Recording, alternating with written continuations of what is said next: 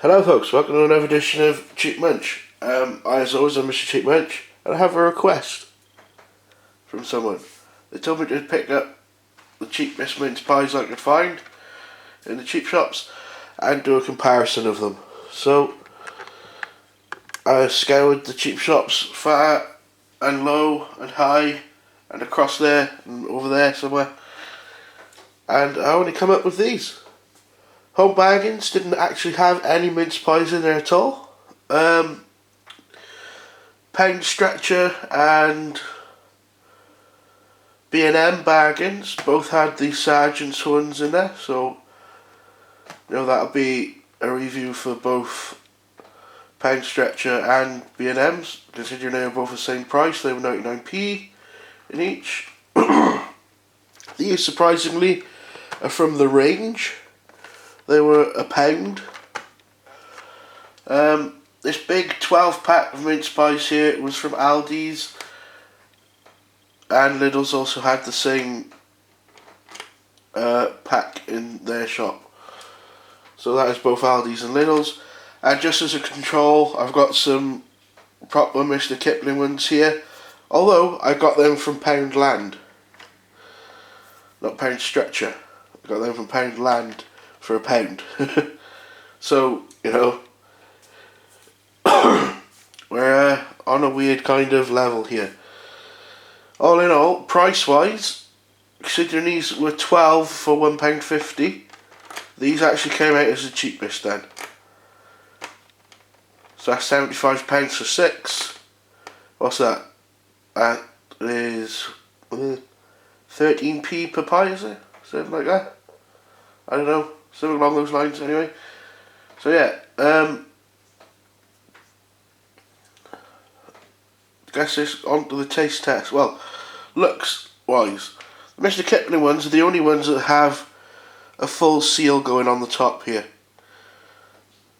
Every other one is sealed with a small disc, a small decorated disc, and I can probably tell that some of these are made by the same people, just with a different decoration plonked on top. Yeah, so let's go with the Mr. Kipling one first. Deepness wise, that is just short of my finger joint. And for taste test,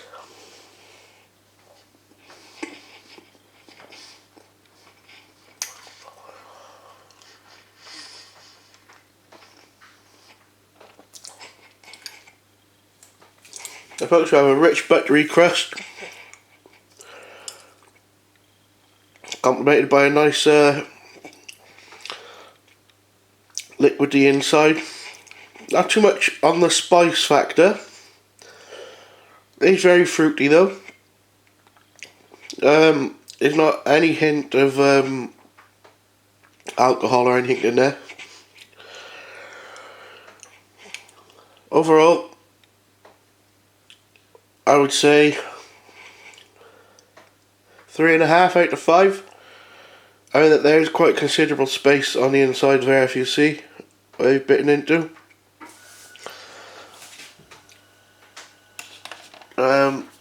Let's go for the range ones. Size test.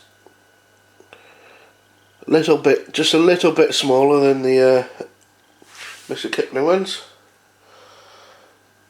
Quite heavily dusted with sugar on top, these ones are. No, the Mr. Kipling ones weren't. They were just pastry. So, let's have a bite of this.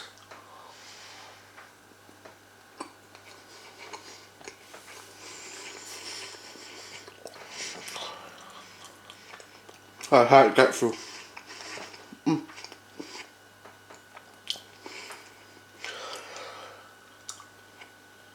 They're not very buttery, very dry pastry going on there.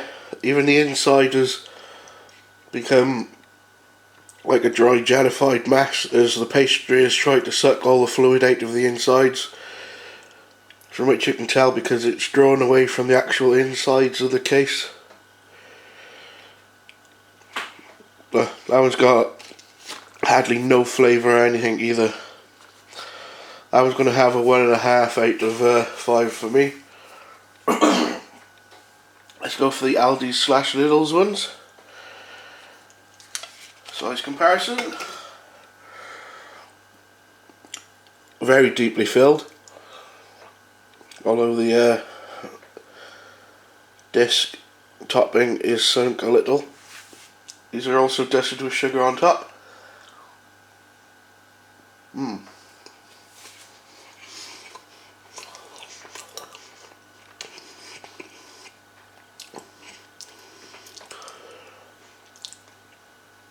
That's a very, very buttery, thin pastry going on there.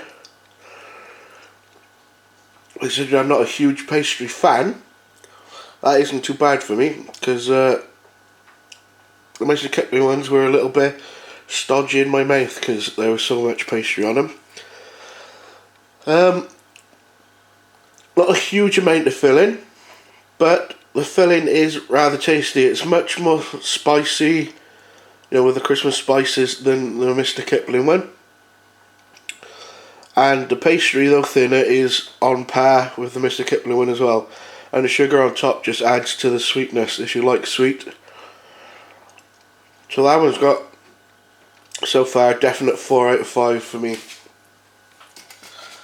Finally, we have baking experts since 1896 from Sergeant's Bakeries.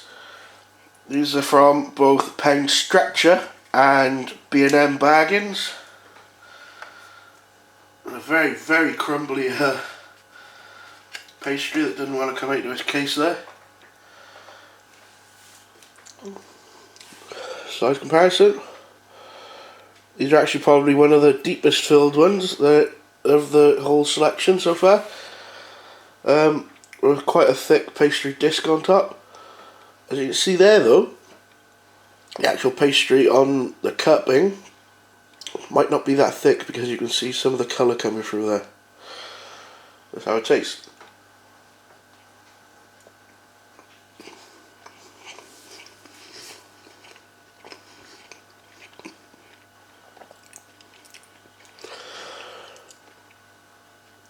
Okay, the pastry is quite thick. Taste wise is somewhere in between the Lidl and Mr. Kipling ones, or Snowy Lodge as they're called. Filling wise, there's quite a big gap on the inside there, if you can see. There's not a huge amount of filling. So filling to pastry ratio is not fantastic with this one. And also the filling for this particular pie, don't know whether the rest of them in the box will be like this, is not that fruity at all. Actually seems, let's just have a look at this a minute, folks. It actually goes like rather thin towards the back there, filling wise. And also filling wise, there's hardly no fruit in it.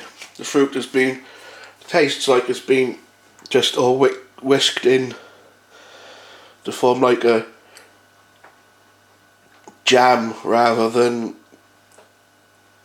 fruity filling. Not bad flavour all in all. I'd give that one a 2.5 out of 5. So that they're really borderline. If they're the only ones you can get hold of, warmed up with a bit of cream, they would go down quite nicely. These ones, on the other hand, you want to steer clear of. Sorry, range, but that's a piss poor effort on your part. My favourite by far is the Aldi/Lidl ones, with just the right amount of pastry and filling, followed by good old Mr. Kipling. Yeah, so that has been my review of the cheapest mince pies I could find. If you've liked the video, please thumbs up, share and subscribe and all that good stuff. Leave me any comments you want in the comment section down below. I shall see you folks on the next Cheap Munch. Bye.